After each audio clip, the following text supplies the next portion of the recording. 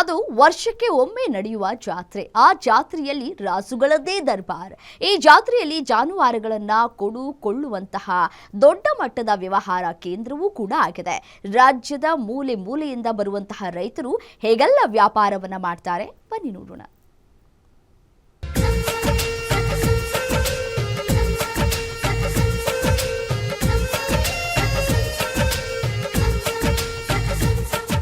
ಇತಿಹಾಸ ಪ್ರಸಿದ್ಧ ತುಮಕೂರು ಜಿಲ್ಲೆ ಕೊರಟಗೆರೆ ತಾಲೂಕಿನ ಶ್ರೀ ಕ್ಯಾಮೇನಹಳ್ಳಿ ಆಂಜನೇಯ ಸ್ವಾಮಿಯ ರಾಸುಗಳ ಜಾತ್ರೆ ಅಂದ್ರೆ ಅದು ಕರ್ನಾಟಕದಲ್ಲೇ ಮನೆ ಮಾತು. ಪೂರ್ವಿಕರ ಆಚರಣೆಯಂತೆ ಮೊದಲಿನಿಂದಲೂ ಅದ್ದೂರಿಯಾಗಿ ಈ ದನಗಳ ಜಾತ್ರೆ ನಡೆದುಕೊಂಡು ಬರ್ತಿದೆ. ಈ ವರ್ಷವೂ ಅದ್ದೂರಿಯಾಗಿ ಜಾತ್ರೆ ಆರಂಭಗೊಂಡಿದ್ದು ಸಾವಿರಾರು ಜೋಡಿಗಳ ರಾಸುಗಳು ಜಾತ್ರೆಯಲ್ಲಿ ಒಂದಕ್ಕಿಂತ ಒಂದು ಚೆನ್ನಾಗಿವೆ. ಇಲ್ಲಿ ಏನ್ ಇಪ್ರೀತಿ ಹೇಳ್ತಾರೆ ಅದು ನಾವು ಒಂದು 15 ಮುಖ ತಗೊಂಡವಿ. ನಮ್ಮಲ್ಲಿ ಹೋದ್ರ ಒಂದ್ರೊಳಗ 70-80 ಕೇಳ್ತಾರೆ. ಒಂದ್ 35-36 ವರ್ಷದಿಂದ ಮಾಡ್ತಾರೆ.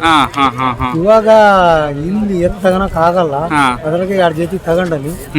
ಏನ್ ರೆಡಿ ತಗೊಂಡ್ರಿ? ಒಂದು 20, ಒಂದು 15 ತಗೊಂಡನಿ.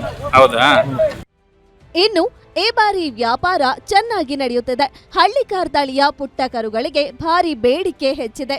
ಬಳ್ಳಾರಿ, ಹಾವೇರಿ ಸೇರಿದಂತೆ ರಾಜ್ಯದ ವಿವಿಧ ಜಿಲ್ಲೆಯ ಹಳ್ಳಿಗಳಿಂದ ಜಾತ್ರೆಗೆ ಬಂದಿರೋ ರೈತರು ಭರ್ಜರಿ ವ್ಯಾಪಾರ ಮಾಡಿ 50,000ದಿಂದ 5 ಲಕ್ಷದವರೆಗೆ ತಮಗಿಷ್ಟವಾದ ರಾಸುಗಳನ್ನ ಕೊಂಡು ಗಮನ ಸೆಳೆಯುತ್ತಿದ್ದಾರೆ.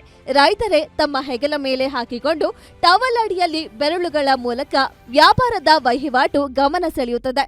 ಮತ್ತೊಂದು ಕಡೆ ರಾಸುಗಳನ್ನ ಸಿಂಗರಿಸಿ ನಾಸಿಕ್ ಡೋಲ್ ಸದ್ದಿನೊಂದಿಗೆ ಮೆರವಣಿಗೆ ಮಾಡಿಕೊಂಡು ಜಾತ್ರೆಗೆ ಸೇರಿಕೊಳ್ಳುತ್ತಿದ್ದಾರೆ. ವರ್ಷಕ್ಕೊಮ್ಮೆ ನಡೆಯುವ ರಾಸುಗಳ ಜಾತ್ರೆಯಲ್ಲಿ ರೈತರ ಹಬ್ಬದ ಸಂಭ್ರಮಕ್ಕೆ ಕೊನೆ ಇರೋದಿಲ್ಲ.